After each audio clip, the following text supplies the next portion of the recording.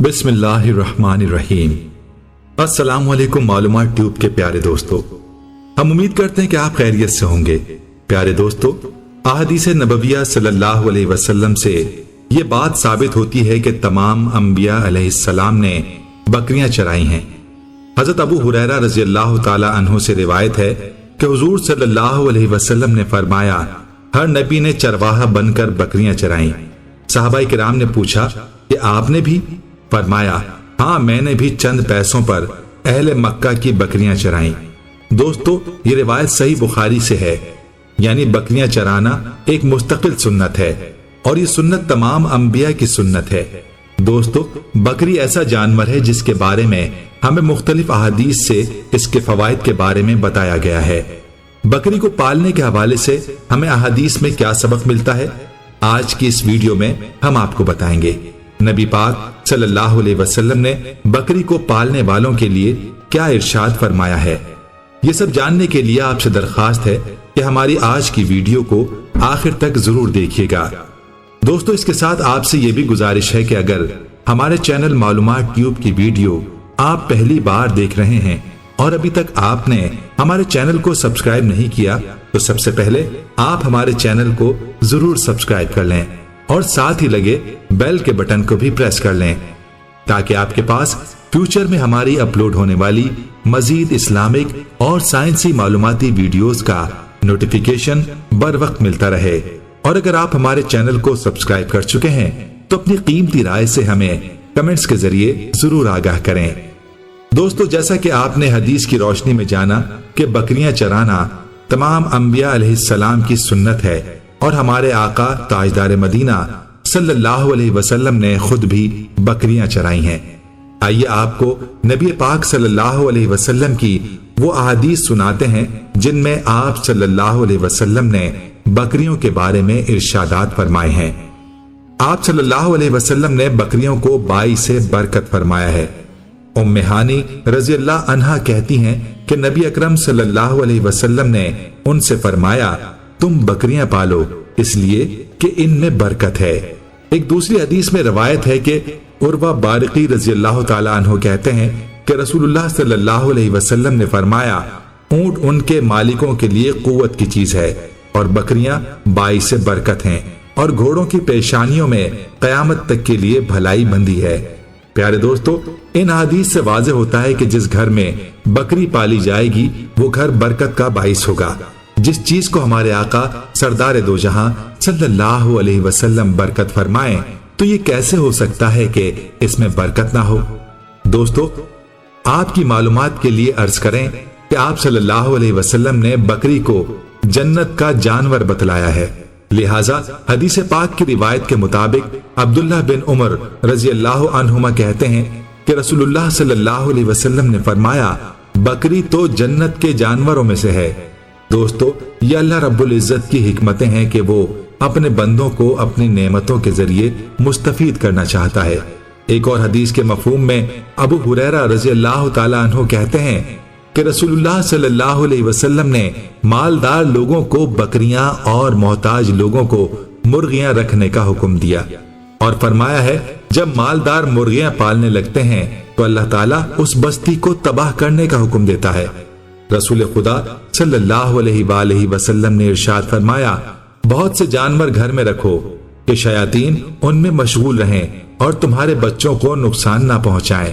اسی لیے اہل علم کہتے ہیں کہ گھر میں ایسے جانور جیسے کبوتر، مرغ، بکریاں رکھنی اچھی ہیں تاکہ جنوں کے بچے ان سے کھیلیں اور تمہارے بچوں سے سروکار نہ رکھیں۔ دوستو، جو شخص اپنے گھر میں بھیڑ بکری پالے گا اللہ تعالیٰ اس کی بھی روزی عنایت فرمائے گا اور تمام گھر والوں کی روزی بھی بڑھا دے گا اور اس گھر سے فقر دور ہو جائے گا۔ اور اگر دو بھیڑیں یا بکریاں پالے گا تو اللہ تعالیٰ ان دونوں کی روزی عطا فرمائے گا، گھر والوں کی روزی بڑھے گی اور ان کی پریشانی دور ہو جائے گی۔ 3 بھیڑیں یا بکریاں پالے گا تو خداوند کریم ان تینوں کی روزی باہم پہنچائے گا، سب گھر والوں کا رزق بڑھا دے گا اور مفلسی و پریشانی بالکل ہی دور کر دے گا۔ اسی طرح سے بعض روایات کے مطابق جس گھر میں ایک بکری دودھ دینے والی ہوتی ہے تو فرشتے روزانہ اس گھر کے رہنے والوں سے یہ کہتے ہیں کہ خدا آپ کو برکت دے، جس مومن کے گھر میں ایک بکری دودھ دینے والی ہوتی ہے، ہر روز ایک فرشتہ صبح ہی اس کو اور اس کے بال بچوں کو یہ دعا دیتا ہے کہ پاک و پاکیزہ رہو، خدا تمہیں برکت دے، خوش و خرم رہو، شاد و آباد رہو۔ اور اگر 2 بکریاں دودھ دینے والی ہوتی ہیں تو فرشتے یہی دعا روزانہ دیتے ہیں۔ جناب رسول خدا صلی اللہ علیہ وآلہ وسلم نے اپنی چچی سے فرمایا، کیا وجہ ہے کہ گھر میں برکت نہیں ہے؟ انہوں نے عرض کی، یا رسول اللہ صلی اللہ علیہ وسلم، برکت کیا چیز ہے؟ فرمایا، دودھ دینے والی بکری۔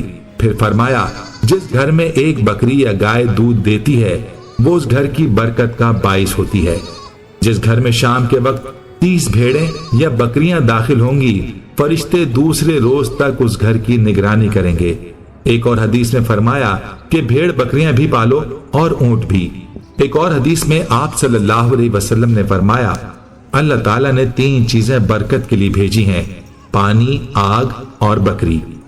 پیارے دوستو، بخاری مسلم کی روایت کے مطابق حضرت ابو ہریرہ رضی اللہ تعالیٰ عنہ نبی کریم صلی اللہ علیہ وسلم سے روایت کرتے ہیں کہ جب یمن سے ابو موسیٰ اشعری رضی اللہ تعالیٰ عنہ اور ان کی قوم کے لوگ خدمت رسالت پناہ میں حاضر ہوئے تو حضرت صلی اللہ علیہ وسلم نے فرمایا، تمہارے پاس یمن کے لوگ آئے ہیں جو تمہارے پاس آنے والے اور لوگوں کی بنسبت زیادہ رقیق القلب اور زیادہ نرم دل ہیں۔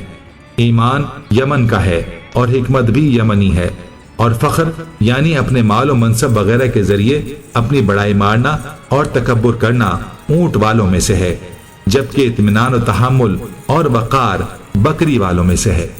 دوستو، اس ارشاد گرامی سے معلوم ہوا کہ حیوانات اور جانوروں کی مخالطت انسانوں کی طبیعت و سرشت پر اثر انداز ہوتی ہے۔ جو انسان جس جانور کے ساتھ اپنا وقت زیادہ گزارتا ہے اس کے اندر وہ خصلت خود سرایت کر جاتی ہے جو اس جانور کی طبیعت و وطنیت کا خاصہ ہوتی ہے۔